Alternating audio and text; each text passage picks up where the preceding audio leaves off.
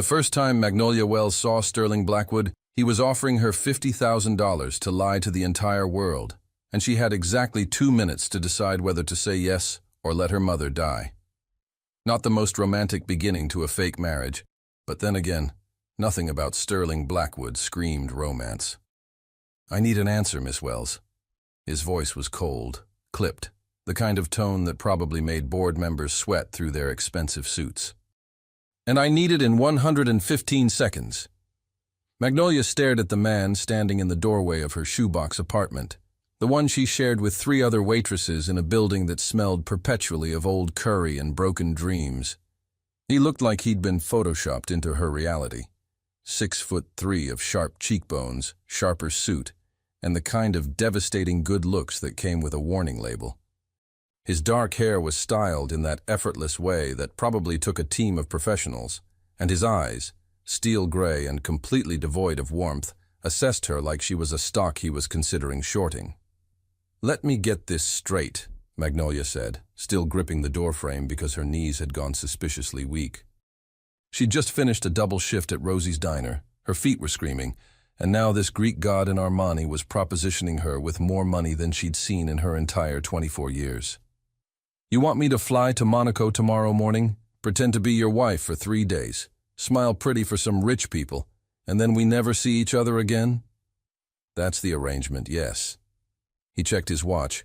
Something Swiss and probably worth more than her car. 1 minute, 45 seconds. "And you chose me because you're nobody." He said it without malice, just stated it as fact, which somehow made it worse. "No social media presence, no connections. You're a waitress from Tennessee who does occasional extra work in commercials. You're perfect precisely because you're completely unremarkable." Magnolia felt her temper, the one her mama always warned her about, flare hot. "Well, that's the sweetest thing anyone's ever said to me." "Real Prince Charming energy you've got there. Was that the ghost of a smile?" "No." Sterling Blackwood's face remained carved from granite. "I don't need Prince Charming, Miss Wells.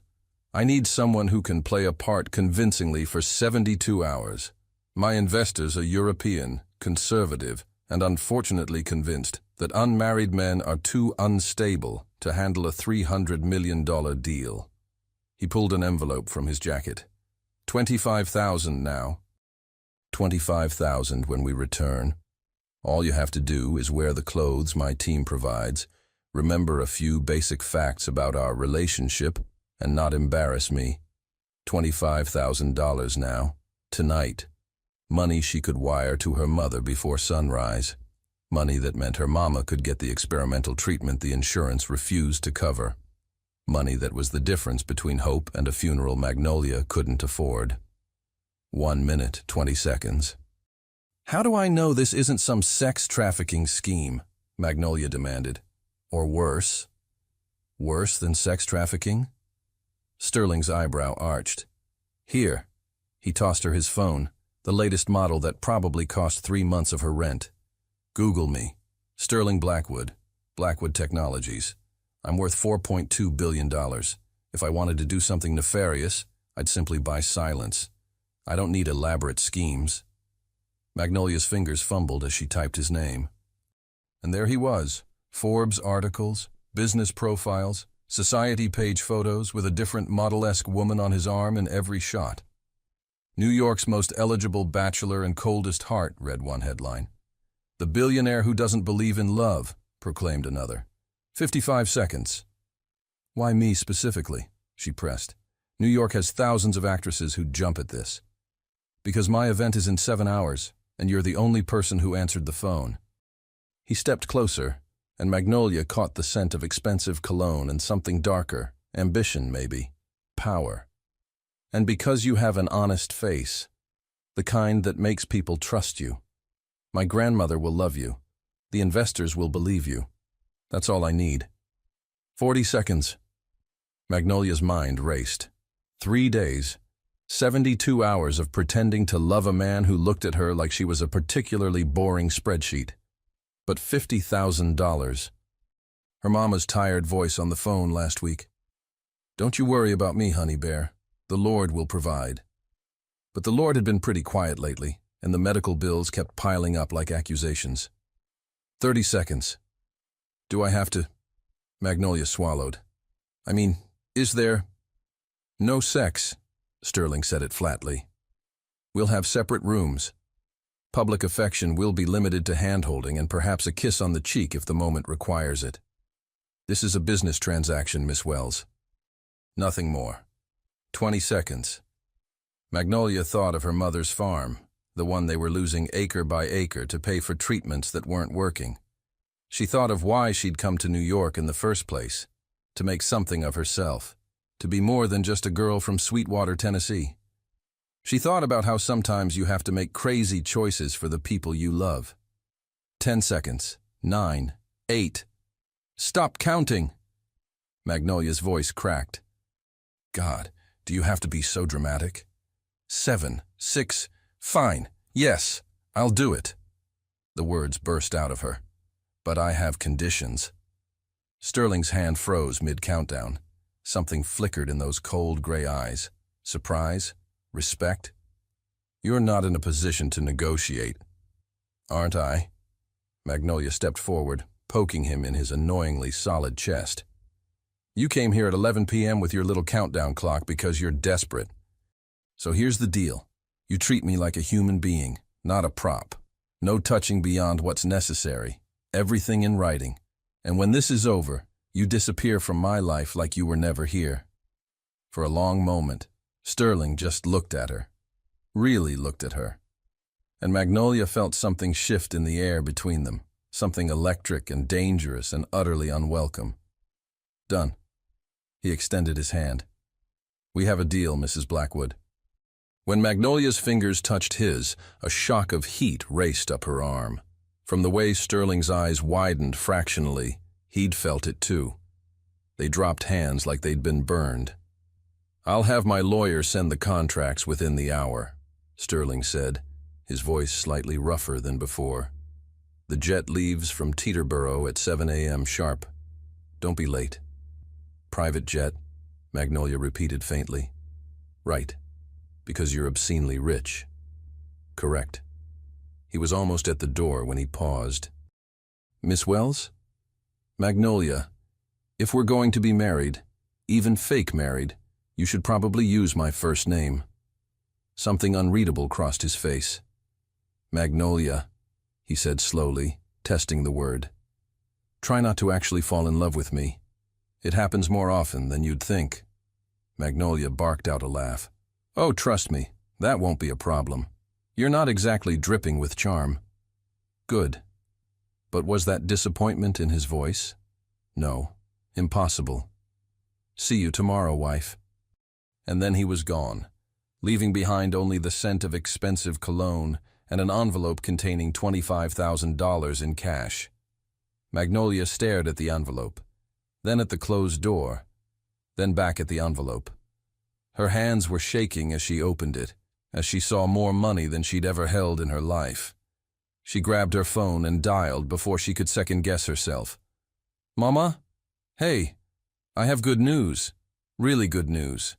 That treatment you need? We can afford it now. Oh, honey, how? Did you? I got a job. A really good job.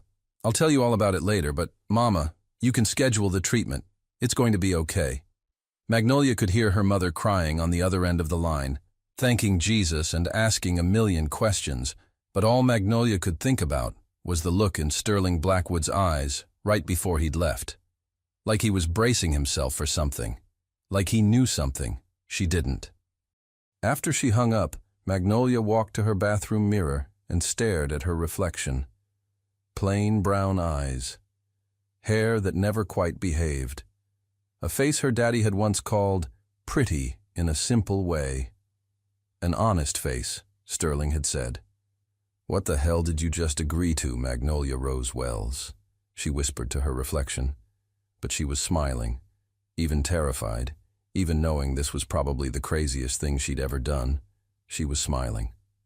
Because sometimes life hands you exactly 2 minutes to change everything. And sometimes, just sometimes, you're brave enough to say yes. Magnolia had seen private jets in movies, but nothing prepared her for the actual experience of walking onto Sterling Blackwood's plane at 6:45 in the morning. It was obscene. Cream leather seats that looked like they cost more than her entire apartment building. A full bar stocked with bottles she couldn't pronounce. Actual orchids in crystal vases. And Sterling, sitting in one of those ludicrously comfortable chairs, typing on his laptop like this was just another Tuesday. He looked up when she entered, and something flickered across his face. Too quick for her to catch. His eyes traveled from her nervous smile down to her bargain store carry-on bag, then back up. "You're on time," he said, sounding almost disappointed. "I had a speech prepared about punctuality. Sorry to disappoint." Magnolia dropped into the seat across from him, determined not to be intimidated. "Should I show up late to something later so you can use it?" Was that almost a smile? His mouth twitched before he controlled it. "We need to establish our story before we land," Sterling said, closing his laptop with a decisive snap. "The investors, my grandmother, the press, they'll all be watching. We can't afford inconsistencies." "Right. Our epic love story." Magnolia kicked off her shoes and tucked her feet under her. Sterling's eye twitched at the casual gesture. Good. Mr. Perfect needed to learn she wasn't going to tiptoe around him. "How did we meet?" "Wait, let me guess. You rescued me from a burning building, and it was love at first sight?" "We met at a charity gala 6 months ago," Sterling said flatly. "You were serving champagne." "I was immediately taken by your—" He paused, looking at her like he was solving a particularly boring math problem. "Genuine nature. We've been inseparable since." "Wow. Be still, my beating heart." Magnolia pressed her hand to her chest dramatically. "You really know how to sweep a girl off her feet. This isn't a romance novel, Miss Wells. It's Mrs. Blackwood now, remember?" She grinned at the way his jaw clenched. "And if we're supposed to be madly in love, you might want to practice looking at me like I'm more than just a business acquisition." Sterling set down his coffee cup with careful precision. "Fine. How would you like me to look at you?" "Like you actually like me would be a start." Their eyes locked, and something dangerous sparked in the air between them. Sterling leaned forward slightly, and Magnolia's breath caught as his gaze dropped to her mouth for just a fraction of a second. "Better?" His voice had gone lower, rougher. Magnolia's heart was doing weird acrobatic things in her chest. That's terrifying, actually. Don't do that in public or people will think you want to murder me." Sterling leaned back, and the moment shattered. "Noted. I'll aim for something between indifferent stranger and serial killer." Despite herself, Magnolia laughed. A real laugh that made Sterling's expression shift into something almost curious. "You laugh easily," he observed. "You say that like it's a character flaw. In my world, it usually is. People use laughter as a weapon or a shield. In my world, Mr. Blackwood, people laugh because things are funny. You should try it sometime." The plane began to taxi, and Magnolia gripped the armrests without thinking. She'd only flown twice before, both times in economy seats that barely reclined, with screaming babies and questionable smells. "Nervous flyer?" Sterling asked. "First time in a private jet," Magnolia admitted. "First time flying anywhere that isn't a family emergency, actually." Something in Sterling's expression softened imperceptibly. "We'll be fine. I've flown this route dozens of times." "Easy for you to say. You probably have a parachute made of gold somewhere." "Platinum, actually. Gold is too soft." Magnolia stared at him. "Did you just make a joke?" "No." But his eyes were doing something that might have been amusement. "I don't joke." "Everyone jokes, Sterling. Don't call me that. That's literally your name. Only my grandmother calls me Sterling. Everyone else uses Blackwood or Mr. Blackwood. Well, I'm your wife now, fake or not. I'm not calling you by your last name like we're in a Jane Austen novel." Magnolia crossed her arms. "Sterling it is. Or would you prefer honey?" "Sweetie." My little cuddle muffin. Sterling is fine. He said it quickly, a hint of panic in his eyes that made Magnolia grin. The plane lifted off, and Magnolia watched Manhattan shrink below them, her stomach doing somersaults that had nothing to do with altitude. Somewhere down there was her real life, the diner shifts, the tiny apartment, the constant worry. Up here, she was Mrs. Sterling Blackwood, flying to Monaco in obscene luxury to attend parties she'd only ever seen in movies. "Thank you," she said quietly. Sterling looked up from his laptop. "For what?" "For this opportunity. I know you think you're just getting a convenient prop, but this money, it's changing my mother's life, maybe saving it. So thank you." For a long moment, Sterling just looked at her, really looked at her, like he was seeing something he hadn't expected. "You're welcome," he said finally. Then softer, "I hope it helps her." And just like that, Magnolia realized the most dangerous thing about Sterling Blackwood wasn't his cold demeanor, or his ridiculous good looks, or even his stupid amount of money. It was the glimpses of humanity hiding underneath all that ice. This was going to be a very long 3 days. Monaco was ridiculous. Not just beautiful. Magnolia had expected beautiful. But the kind of ridiculous where even the air felt expensive, where every car cost more than her mother's farm, where people wore sunglasses that probably required insurance policies. The hotel suite Sterling had booked was larger than her entire apartment building back home. Floor-to-ceiling windows overlooked the Mediterranean, all sapphire water and yachts that looked like floating palaces. There were 2 bedrooms, thank God, each with a bathroom that had more marble than a Roman temple. "Your room is on the left," Sterling said, loosening his tie as they entered. "My stylist will be here in an hour with your wardrobe for the weekend. Tonight's dinner is at 8. Cocktail attire." "Cocktail attire," Magnolia repeated, walking to the window. "Right, because I definitely know what that means. The stylist will handle it." Sterling's phone buzzed for the 100th time since they'd landed. "I have calls to make. Don't leave the suite without me." "Excuse me?" He looked up from his phone, irritation flickering across his perfect features. "We can't risk you being photographed alone and asked questions we haven't prepared for. Until tonight's dinner, you stay here." "So I'm a prisoner now?" "You're a wife, my wife, and wives of billionaires don't wander around foreign countries unattended." He said it matter-of-factly, already turning toward his room. "Order room service if you're hungry. The card has no limit." "Sterling." He paused at his doorway. "This deal only works if you stop treating me like I'm either incompetent or invisible," Magnolia said, fighting to keep her voice steady. "I agreed to play a part, not to be locked in a tower." For a long moment, Sterling just stared at her. Then, surprising her completely, he nodded. "You're right, I apologize." He ran a hand through his hair, the first truly human gesture she'd seen from him. "I'm not good at this, at considering other people." "You think?" But Magnolia smiled to soften it. "Apology accepted. Now go make your important billionaire calls. I'll try not to cause an international incident." "Magnolia?" He said her name like he was still getting used to the shape of it. "Thank you for being here." Then he disappeared into his room before she could respond, leaving Magnolia staring at the closed door and wondering how a man could be simultaneously infuriating and oddly endearing.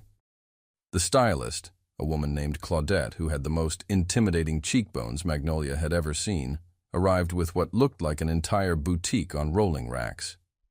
"Ah, so you are the mysterious bride." Claudette circled Magnolia like a shark sizing up prey. "Sterling said you need everything. Underwear, shoes, jewelry, everything. This is true?" "Unfortunately," Magnolia admitted. "Good. I love a blank canvas." Claudette clapped her hands. "Strip, we begin." 2 hours later, Magnolia stood in front of the mirror and barely recognized herself. The dress was midnight blue, elegant and simple, hugging her curves in ways that felt both terrifying and powerful. Her hair, which usually did whatever it wanted, had been tamed into soft waves. Subtle makeup made her eyes look huge. "Perfect," Claudette declared. Now you look like a woman worth $4 billion. I look like someone who's pretending to be worth $4 billion, Magnolia corrected.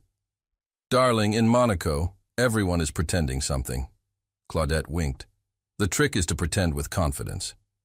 When Sterling emerged from his room 20 minutes later in a perfectly tailored black suit, he stopped mid-step. His eyes widened fractionally, the most emotion she'd seen from him yet. You look... He cleared his throat. Acceptable. Acceptable? Magnolia laughed. Wow. Your compliments really need work. Beautiful. The word came out rough, almost reluctant. You look beautiful. The air between them suddenly felt charged, dangerous. Magnolia's heart hammered against her ribs as Sterling crossed the room, each step measured and deliberate, until he stood close enough that she could see the silver flecks in his gray eyes. We should practice, he said quietly. Practice what? Being married. He reached for her hand, and the touch sent electricity racing up her arm. We need to look comfortable together. Natural. This doesn't feel very natural, Magnolia whispered. No. Sterling's thumb traced a circle on her palm. It doesn't. They stood like that for a heartbeat, 2 heartbeats, 3. Sterling's gaze dropped to her mouth, and Magnolia forgot how to breathe. Then his phone buzzed, shattering the moment like glass. Sterling stepped back so quickly he nearly stumbled. We should. The car is here. Right. Magnolia's voice came out breathier than she'd intended. The dinner. With the important people. Yes. But Sterling wasn't looking at his phone. He was looking at her like she was a puzzle he couldn't solve. Magnolia, I need you to understand something. Tonight, these people will judge everything. How we look at each other, how we touch, how we speak. They'll be looking for cracks. Then we don't give them any, Magnolia said, with more confidence than she felt. Sterling's expression shifted into something almost like admiration. You're tougher than you look. You're softer than you act. Don't tell anyone. I have a reputation to maintain. And there it was again, that ghost of a smile that made Magnolia's stomach flip. This was supposed to be fake. A business arrangement. 72 hours of pretending. So why did it already feel like something far more dangerous? The restaurant was the kind of place where even the napkins probably had pedigrees. Crystal chandeliers, ocean views, and enough silverware at each place setting to confuse a royal. Magnolia counted 7 forks. 7. Who needed 7 forks? Relax, Sterling murmured, his hand finding the small of her back as they approached the table. The touch sent shivers racing up her spine. You look terrified. I am terrified. There are 7 forks, Sterling. 7. Start from the outside and work your way in. His breath tickled her ear. And stop looking at the forks like they're weapons. They could be, in the right hands. She felt rather than heard his quiet laugh, and something warm bloomed in her chest. The investors were exactly what she'd expected. 3 silver-haired men in expensive suits with their elegant wives, all smiles and calculating eyes. But it was the elderly woman at the head of the table who made Magnolia's breath catch. Grandmother, Sterling said, and his entire demeanor shifted, softened. This is Magnolia, my wife. Sterling's grandmother was tiny, imperious, and had eyes that missed absolutely nothing. She looked Magnolia up and down with the intensity of a jeweler examining a diamond. So you're the girl who finally captured my grandson's heart, she said in a crisp British accent. I didn't think it possible. Sterling, dear, she's lovely. Far too good for you. I keep telling him that, Magnolia said before she could stop herself. The grandmother's eyes lit up. Oh, I like you already. Come, sit beside me. I want to hear everything. The dinner was a minefield. Questions disguised as small talk, observations wrapped in compliments. How did you meet? When did you know? Why the rush to marry? Each answer had to match the story they'd prepared, had to feel natural, unrehearsed. He spilled champagne on me at a charity gala, Magnolia said, squeezing Sterling's hand under the table, trying not to notice how perfectly their fingers fit together. Ruined my only good dress. I was furious. I offered to pay for the cleaning, Sterling added, his thumb absently stroking her knuckles. Was that part of the act? She told me where I could stick my money. The table erupted in laughter. Even the stern-faced German investor cracked a smile. And you fell in love after that? One of the wives asked skeptically. Not immediately, Magnolia admitted. Sterling followed me to the coat check, still apologizing. Kept talking about thread counts and dry cleaning specialists. He was so genuinely distressed about this dress that cost $40. $40?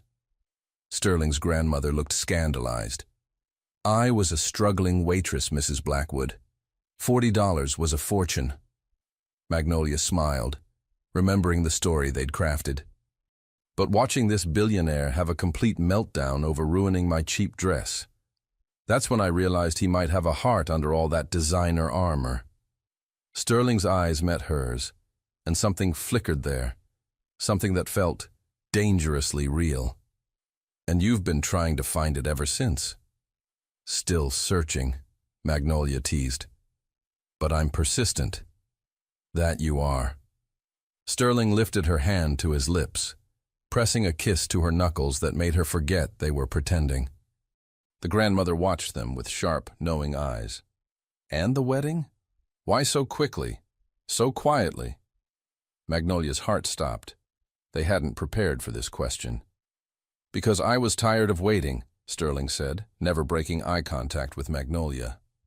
I've spent my entire life being patient, strategic, calculating every move.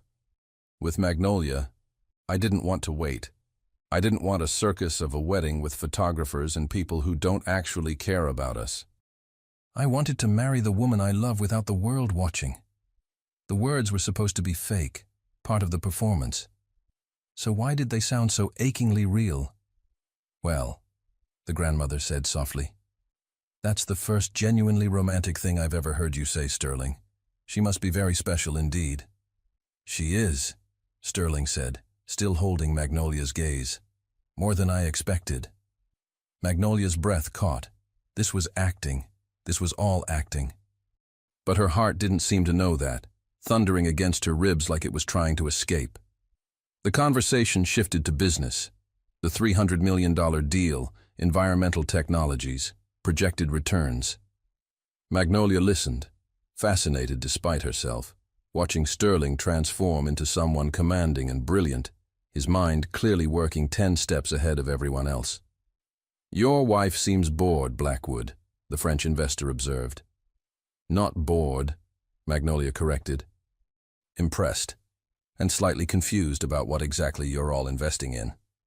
Clean energy infrastructure, Sterling explained, his hand finding hers again under the table. Solar, wind, hydrogen. We're trying to save the world, one investment at a time. Trying to make a fortune, you mean, the German investor said, but he was smiling. Why not both? Sterling's grin was quick, sharp. Magnolia keeps me honest. Reminds me why the work matters beyond the profit margins. I do? Magnolia whispered.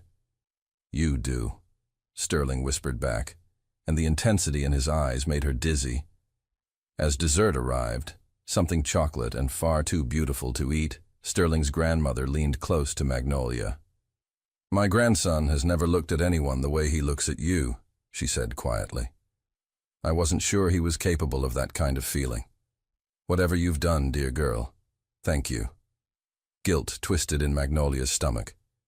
This sweet woman thought they were real, thought the love was real. I should be thanking him, Magnolia said, which was at least partially true.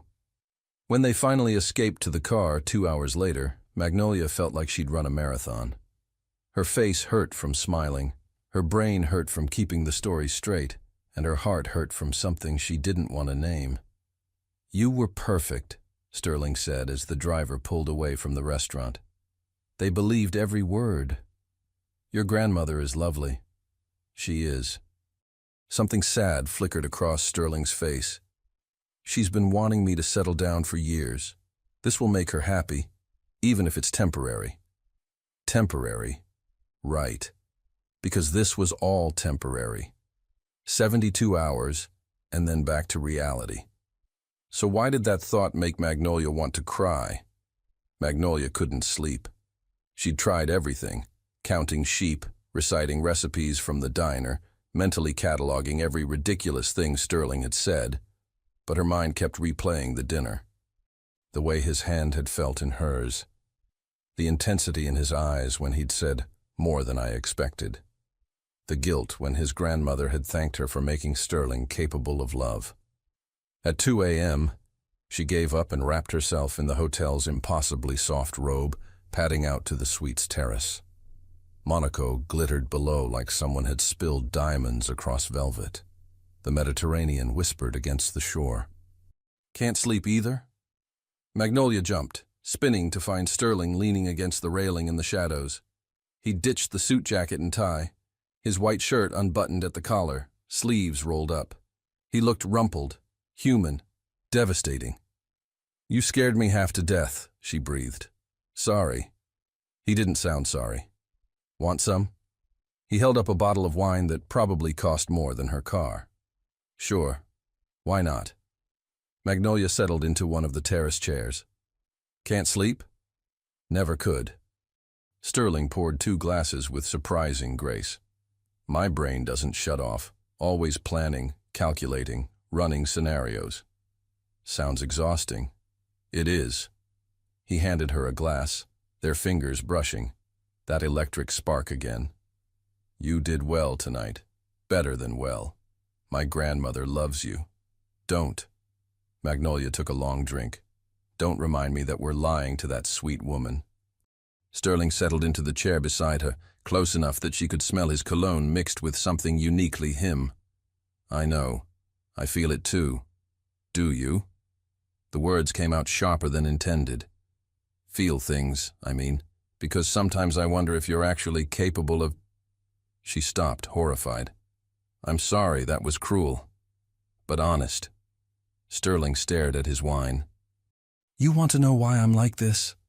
Why everyone calls me the coldest man in Manhattan?" Magnolia waited, barely breathing. "My parents died when I was 12. Car accident. One moment I had a family, the next I had a trust fund and a boarding school." His voice was carefully neutral, but Magnolia heard the pain underneath.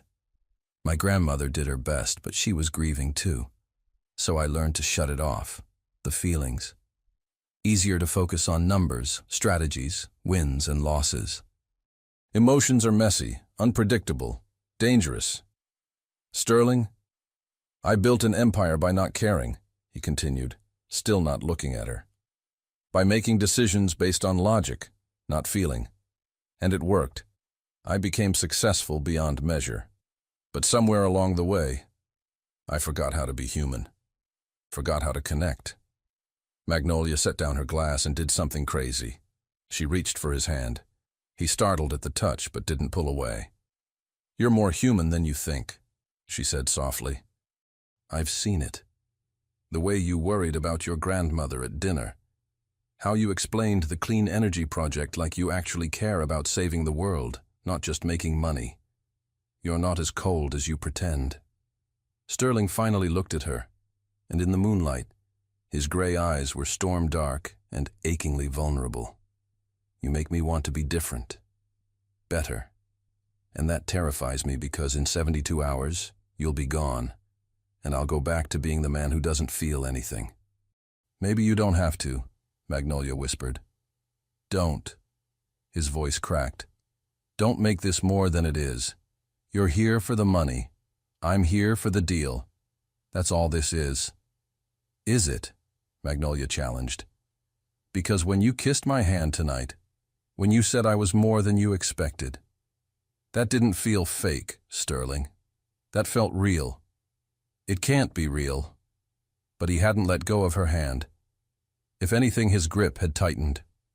"You deserve someone who knows how to love, Magnolia. Not someone who spent 20 years building walls. Then tear them down. I don't know how." "Yes, you do." Magnolia shifted closer, her heart pounding so hard she was sure he could hear it. "You're the smartest man I've ever met. You can figure this out." Sterling's free hand came up to cup her face, his thumb tracing her cheekbone with devastating gentleness. "You're going to ruin me. Good. You need ruining." He laughed, a real laugh, soft and surprised. "How are you this brave?" "I'm not brave. I'm terrified." Magnolia leaned into his touch. "But my mama always said the best things in life are on the other side of fear." "Your mother sounds wise." "She is. You'd like her. She'd definitely put you in your place." "I'd like to meet her." Sterling's expression shifted, becoming almost shy. "After this weekend, I mean, if you'd want." "Sterling, are you asking to actually date me?" "I don't date," he said automatically. Then softer. "But maybe I could learn." They were so close now.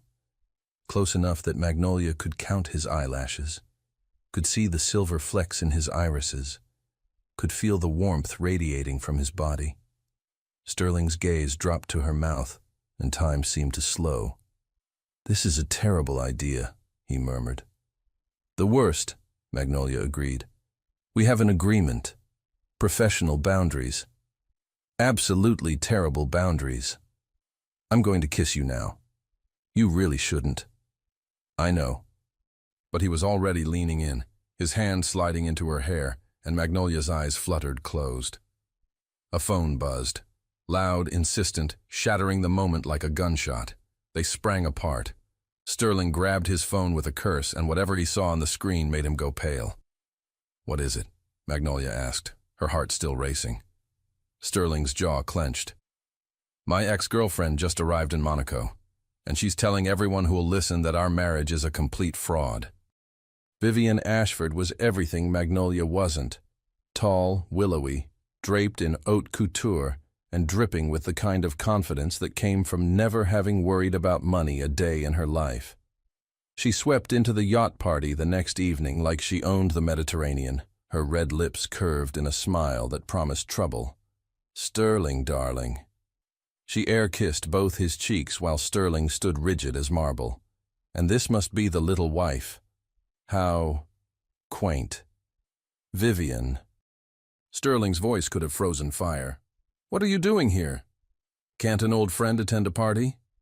Vivian's eyes, ice blue and calculating, slid to Magnolia. "Though I was surprised to hear about your sudden marriage.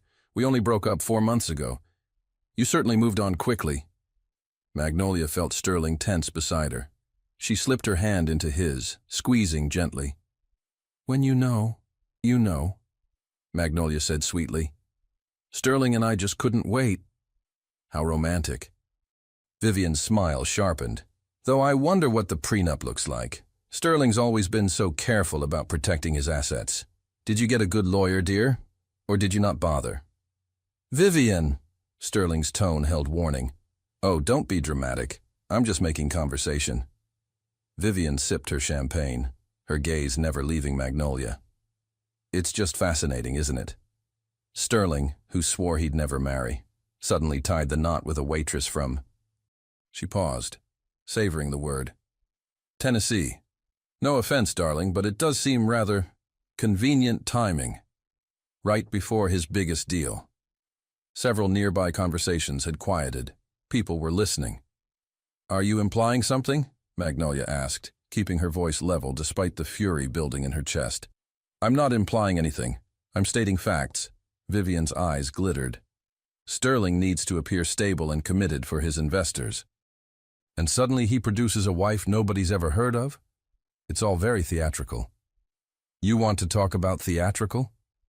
Magnolia stepped forward, releasing Sterling's hand. "Let's talk about the woman who dumped Sterling because he wouldn't buy her a villa in Tuscany. Or was it the yacht you wanted?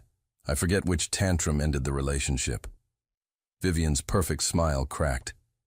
"He told you about that?" "I'm his wife. He tells me everything." Magnolia held her ground. "And yes, we got married quickly. Because when I looked at Sterling, I didn't see a bank account or a business opportunity." I saw a brilliant, complicated man who deserved to be loved for who he is, not what he's worth. Something you clearly never understood. How touching.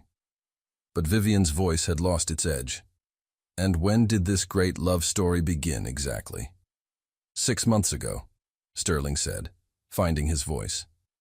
His arm slid around Magnolia's waist, pulling her close. At a charity gala. She told me my tie was ugly. Nobody had ever been that honest with me before. It was a very ugly tie, Magnolia added, leaning into Sterling's warmth. Like a disco ball exploded on silk. A few people laughed. The tension broke slightly. So you married her because she insulted your fashion sense? Vivian's laugh was brittle. Very believable, Sterling. No. Sterling's voice softened, and when Magnolia looked up at him, his eyes held something raw and real. I married her because she makes me want to be the man I forgot I could be. Because she's fearless and kind, and sees through all my defenses. Because she makes me laugh. Because when I'm with her, I remember what it feels like to be human. The yacht had gone completely quiet. Magnolia's heart stopped. He wasn't acting. This wasn't part of the script. This was real, achingly real, and terrifying, and she couldn't breathe. Sterling, she whispered. You want to know if it's convenient timing? Sterling continued, his gaze still locked on Magnolia. You're right, it is, because I've spent my entire adult life putting business first. But Magnolia taught me that some things matter more than deals and profit margins. So yes, I married her right before the biggest deal of my career, because I finally figured out what's actually important. Vivian stared at them, something like realization dawning on her face. You're actually in love with her? Yes. Sterling said it simply, certainly. I am. I am too, Magnolia heard herself say, the words spilling out before she could stop them. In love with you, even though you're impossible and infuriating and have terrible taste in ties. Sterling's smile was slow, devastating. My ties are sophisticated. They're tragic. You're insulting me at my own party. Someone has to keep your ego in check. I really hate both of you right now, Vivian announced, but there was resignation in her voice. She drained her champagne. Fine. I believe you. Congratulations or whatever. She started to leave, then paused. Sterling, she's good for you. Don't screw this up. As Vivian disappeared into the crowd, Sterling and Magnolia stood frozen, the weight of what they'd just said hanging between them. Did you mean it? Sterling asked quietly. What you said? Magnolia's mind raced. This was fake. A business arrangement. $50,000. But her heart was screaming something else entirely. She looked up at him, at this brilliant, broken man who'd somehow become everything. Sterling, we need to talk. Privately. His expression shifted, hope and fear warring across his features. Okay. They found a quiet corner of the yacht's deck, away from prying eyes and listening ears. The moonlight painted everything silver, and Magnolia could hear her own heartbeat thundering in her ears. I wasn't supposed to feel this, she said shakily. This was supposed to be simple. Money, a deal, then goodbye. But somewhere between your terrible jokes and your rare smiles and the way you look at me like I matter, her voice broke. I fell for you. Really fell. And I don't know what to do about that. Sterling cupped her face with both hands, his touch achingly gentle. Do you want to know what terrifies me? In 48 hours, this arrangement ends. You go back to New York, back to your real life, and I'll be exactly what Vivian said. A man who puts business first and dies alone in a penthouse with only his stock portfolio for company. That doesn't have to happen, Magnolia whispered. Doesn't it? Magnolia, what future do we have? You signed a contract. In 2 days you get your money and we go our separate ways. That was the deal. Screw the deal. The words burst out of her. Sterling, I don't care about the money anymore. I care about you. Don't say that. His voice was rough. Don't throw away $50,000 for what? For you? Why not? Magnolia grabbed his shirt. You're worth more than any amount of money. Then what are you proposing? Sterling asked. That we what? Date? Try to make this real? Yes, exactly that. We try. We fight for this instead of walking away because it's easier. Sterling's gray eyes searched hers desperately. And if it doesn't work, if I'm too damaged, too cold, too... Magnolia kissed him. Not a peck on the cheek for show, not a performance for investors. A real kiss, deep and desperate, and full of every feeling she'd been trying to deny. Sterling made a sound somewhere between surprise and surrender, his arms coming around her, pulling her closer until there was no space between them. When they finally broke apart, both breathing hard, Sterling rested his forehead against hers. So that's a yes? He murmured. That's a hell yes, Magnolia said, grinning. We're going to be terrible at this. Probably, but at least we'll be terrible together. Sterling laughed, a real, genuine laugh that lit up his entire face. I'm keeping the contract money in escrow. You still get paid, regardless of what happens with us. That's non-negotiable. Sterling, non-negotiable, Magnolia. This stops being about money right now. If we do this, we do it because we choose each other. Not because of a deal. Magnolia felt tears prick her eyes. You're kind of perfect, you know that? I'm really not. But I'm willing to try to be. For you. They kissed again, softer this time, sweeter, full of promise instead of desperation. Neither of them noticed Sterling's grandmother watching from across the deck, a satisfied smile on her face. Some things were worth more than any business deal, and sometimes the best contracts were the ones written by the heart. The deal closed at noon the next day with handshakes, champagne, and $300 million changing hands. Sterling's investors signed every document, charmed by his stability, impressed by his vision, and completely convinced by the love story they'd witnessed. Magnolia watched from the corner of the conference room as Sterling transformed into the brilliant businessman the world knew, sharp, commanding, unstoppable. This was his element, and she'd helped him get here. Mrs. Blackwood. The German investor approached her with a warm smile. Your husband is a genius, but I suspect you already knew that. He has his moments, Magnolia said, catching Sterling's eye across the room. He winked, and her heart did a ridiculous flip. You ground him, the investor continued. In all my years doing business with Sterling, I've never seen him so human. Whatever you're doing, don't stop. After the signing, Sterling's grandmother insisted on lunch. Just the three of them at a quiet bistro overlooking the harbor. The old woman held Magnolia's hand across the table, her eyes suspiciously bright. I worried about him, you know, she said softly. After his parents died, Sterling built such walls around himself. I thought I'd lost him to that coldness forever. She squeezed Magnolia's fingers. Thank you for bringing my grandson back. Guilt twisted in Magnolia's stomach. They'd started as a lie, even if it had become real. Did that make it better or worse? I love him, Magnolia said, because that at least was true. I know, darling. Anyone with eyes can see it. The grandmother smiled. Now, when can I expect great-grandchildren? Sterling choked on his wine. Grandmother? What? I'm 83. I don't have time to be subtle. Magnolia laughed despite the strange ache in her chest. Great-grandchildren. A future. Things she and Sterling hadn't actually discussed beyond, let's try this. That night, their last in Monaco, reality began creeping in like cold fog. They were packing, or rather, Magnolia was packing while Sterling stared at his laptop, his expression growing darker by the minute. What's wrong? She asked. Nothing. But his jaw was clenched. Sterling, we promised to be honest with each other. What's wrong? He closed the laptop with more force than necessary. We go back to New York tomorrow. Back to real life. And I've been thinking... Magnolia's heart dropped. Oh God, you're having second thoughts. What? No! Sterling crossed to her, taking her hands. The opposite. I'm terrified of screwing this up. Magnolia, I don't know how to do this, Relationships, dating, being vulnerable, it's all foreign territory. What if I mess it up? What if I revert to the cold bastard everyone thinks I am? You won't. You don't know that. His eyes were stormy with worry. In Monaco, it's easy.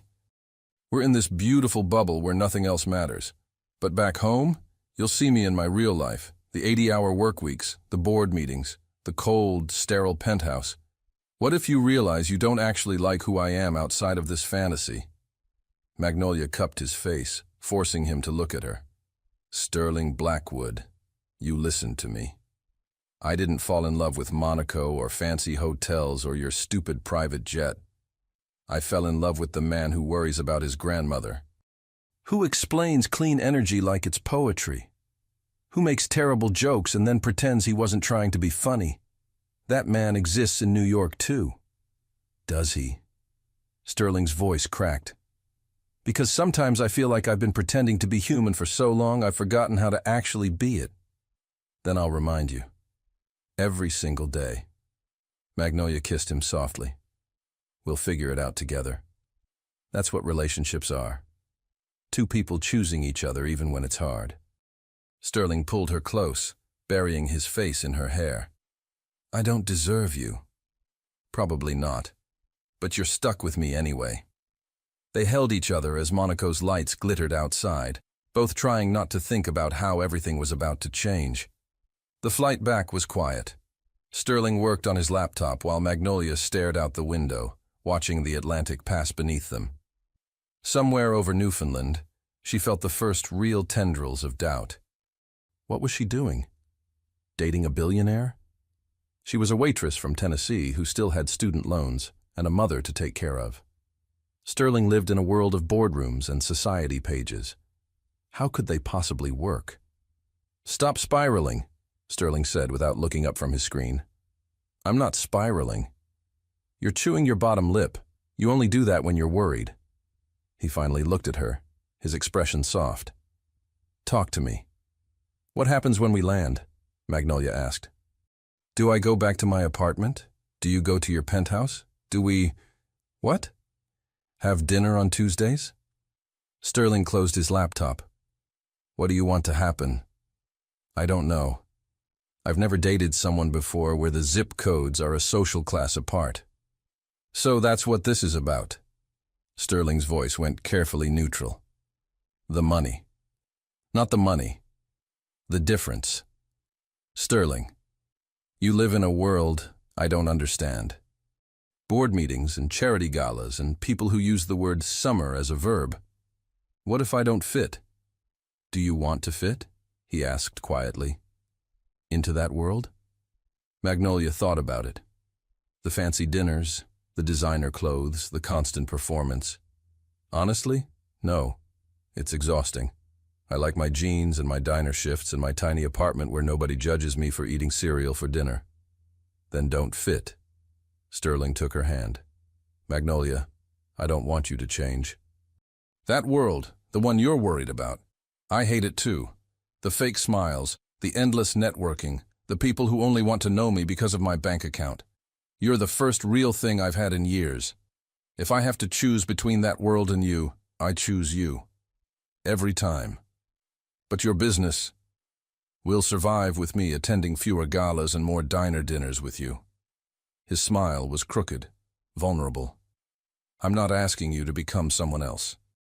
I'm asking if we can build something new together, something that's ours, not dictated by society pages or expectations. What about your grandmother, the investors?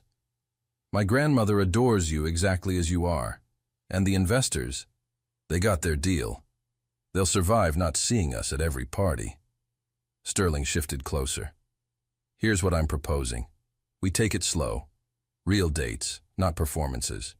You keep your apartment, I keep my penthouse. We figure out what works for us, not what works for everyone else's idea of us.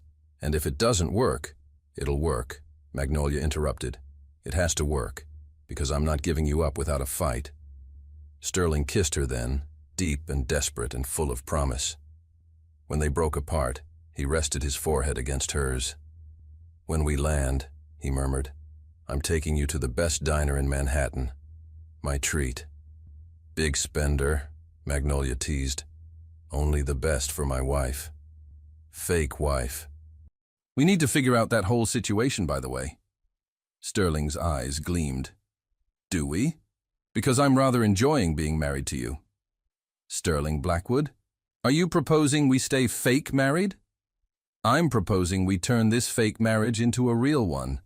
Eventually, when you're ready. No pressure. Magnolia's heart exploded with joy. You're insane. About you? Absolutely. As the plane descended toward New York, Magnolia realized something. Love wasn't about perfect circumstances or matching tax brackets or knowing which fork to use. Love was choosing someone even when it was complicated, even when it was scary, even when you only had 2 minutes to decide. And she'd choose Sterling Blackwood every single time. 3 weeks after Monaco, Magnolia brought Sterling home to Tennessee.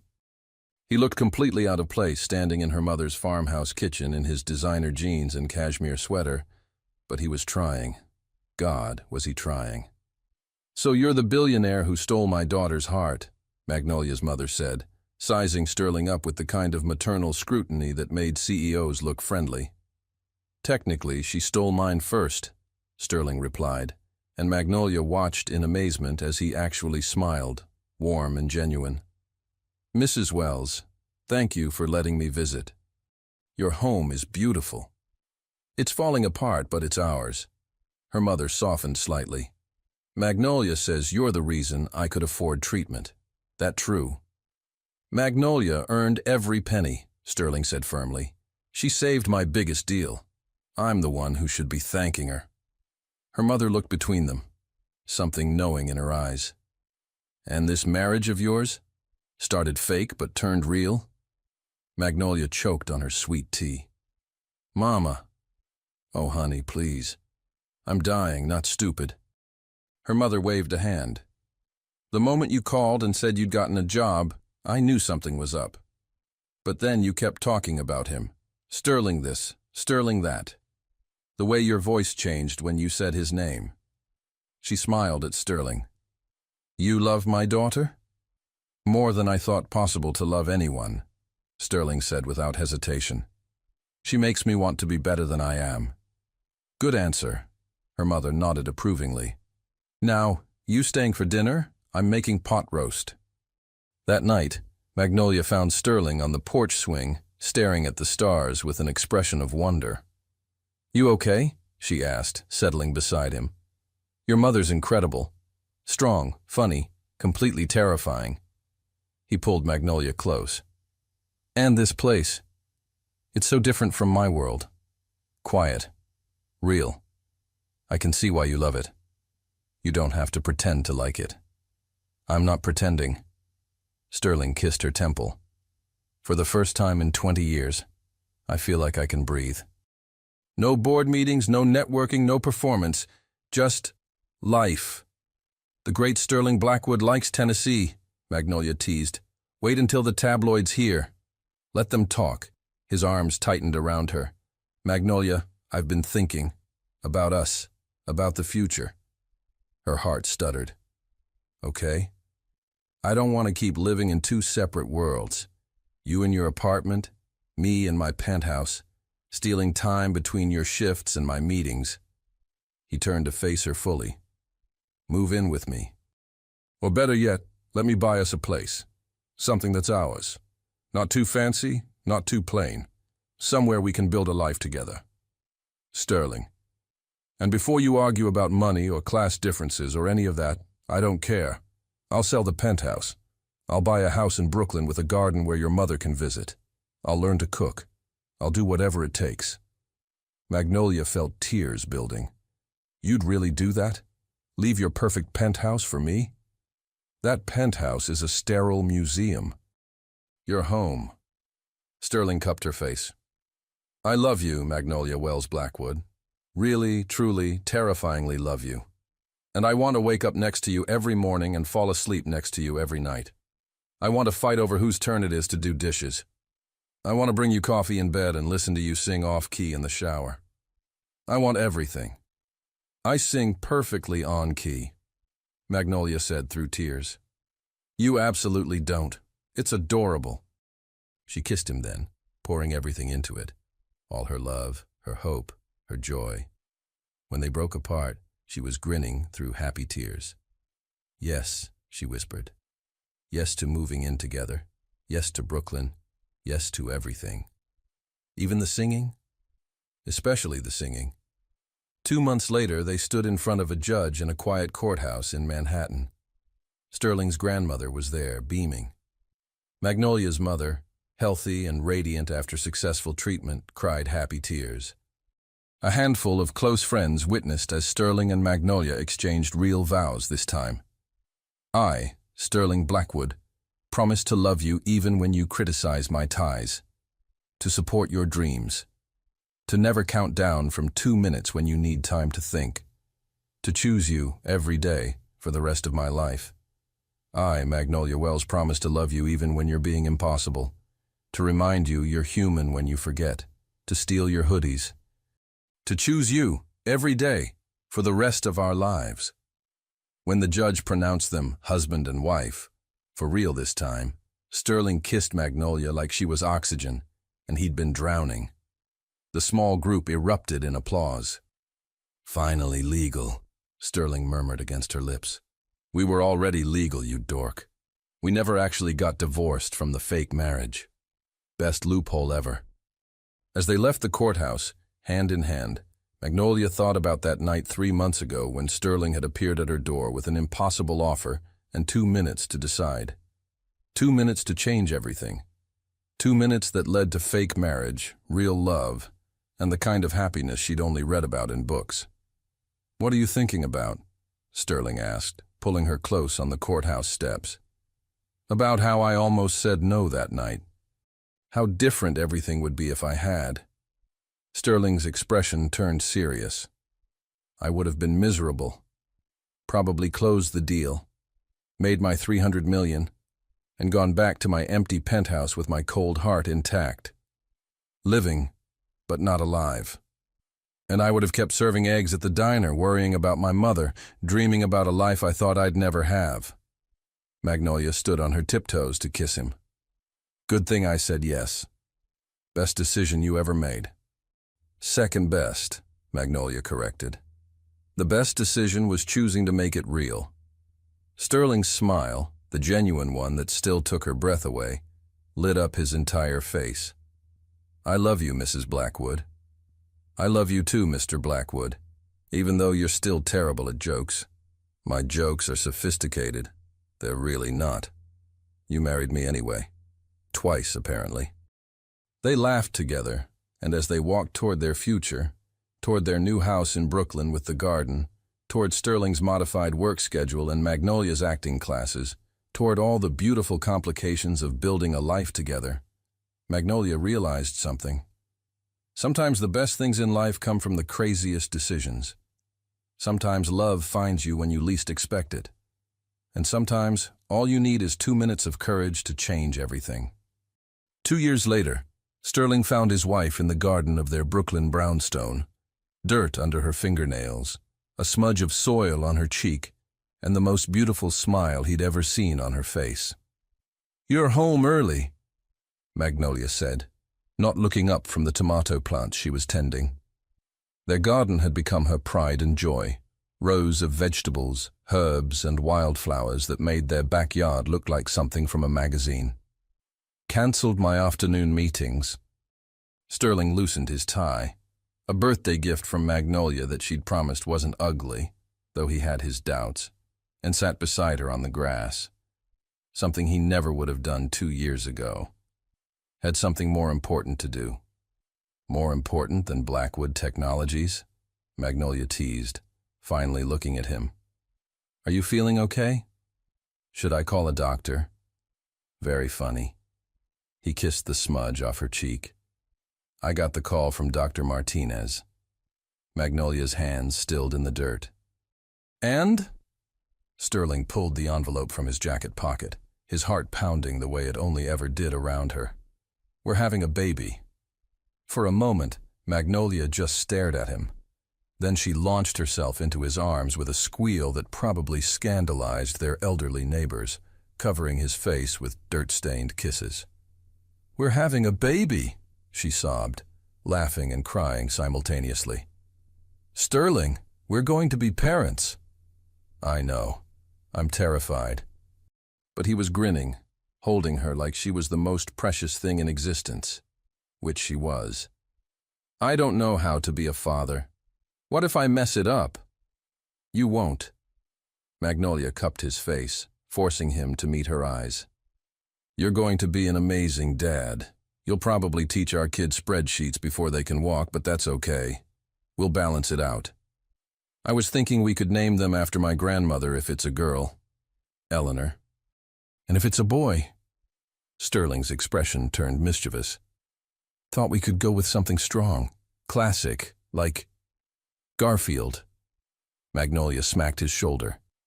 "We are not naming our child after a cartoon cat. See? You're already being a great mother, vetoing terrible names." They sat in their garden, holding each other as the summer sun painted everything gold, talking about nurseries and names and the terrifying, wonderful future ahead. That evening, they hosted dinner at their home. Sterling's grandmother, still sharp as ever at 85, sat at the head of the table. Magnolia's mother, healthy and vibrant, helped serve the pot roast she'd taught Sterling to make. A few close friends, including Claudette, the stylist who'd become Magnolia's best friend, filled the other seats. "A toast!" Sterling's grandmother raised her glass. "To my grandson, who finally learned that the best investments aren't made on Wall Street, and to Magnolia, who taught him how to be human again." "Here, here!" everyone chorused. Under the table, Sterling squeezed Magnolia's hand. She squeezed back, their secret still safe for a few more hours before they'd share it with everyone. After dinner, as they cleaned up together, Sterling washing, Magnolia drying, a domestic routine that still amazed him, his grandmother cornered them in the kitchen. "So," she said, eyes twinkling, "when are you two going to give me great-grandchildren? I'm not getting any younger." Sterling and Magnolia exchanged glances, trying not to laugh. "Soon, grandmother," Sterling promised. "Very soon." "Good. I've already started knitting booties, just in case." After everyone left, Sterling and Magnolia curled up on their couch, the oversized, comfortable one they'd picked together, not like the stiff designer furniture from his old penthouse. Magnolia's head rested on his chest, his hand absently stroking her hair. "Can you believe it's been 2 years?" she murmured. "Since that night you showed up at my door with your ridiculous countdown? Best 2 minutes I ever spent." Sterling kissed the top of her head. "Though I still maintain the countdown was motivating, not ridiculous." "It was absolutely ridiculous. You're lucky I'm impulsive." "I'm lucky in a lot of ways." Sterling tilted her chin up to look at him. "Lucky you answered your phone. Lucky you said yes. Lucky you chose to make it real. Lucky every single day that you're mine." "We're lucky," Magnolia corrected. "Both of us. I got you, you got me, and now we're getting a tiny human who's going to inherit your brains and my stubbornness. That child doesn't stand a chance." "Nope. But they'll be loved. So loved." Sterling thought about the man he'd been 2 years ago. Cold, isolated, measuring everything in profit margins and contracts. That man would have laughed at the idea of sitting in a Brooklyn brownstone, his hands stained with dish soap, talking about babies and love and the messy, beautiful chaos of family. That man had been surviving. This man, the one Magnolia had helped him become, was actually living. "What are you thinking about?" Magnolia asked softly. "That I should have paid you more than $50,000. She laughed. "Oh, really? What's the going rate for fake wives who become real ones?" "Priceless." "Absolutely priceless." Sterling grew serious. "Magnolia, I need you to know something. That contract, that deal, that ridiculous 2-minute countdown, it was the best business decision I ever made. Not because of the $300 million, because it brought me you." "You big softy," Magnolia said. but her eyes were shining with tears. I love you, Sterling Blackwood, even with your terrible ties and worse jokes. I love you too, Magnolia Blackwood, even with your off-key singing and your tendency to steal all my hoodies. They're our hoodies now. That's what marriage means. Pretty sure that's not the legal definition. Shut up and kiss me. He did. And as they sat together in their home, the one they'd built together, filled with mismatched furniture and Magnolia's plants and Sterling's books and their shared dreams, Sterling realized that happiness wasn't about perfection. It was about finding someone who made you want to try. Someone who saw through your defenses to the person underneath. Someone who gave you 2 minutes to decide and then gave you forever to be grateful you said yes. Outside, the Brooklyn night settled over the city. Inside, two people who'd started with a lie had built something beautifully, messily, perfectly true. And in about 7 months, they'd be 3. But that was a whole new adventure. The end.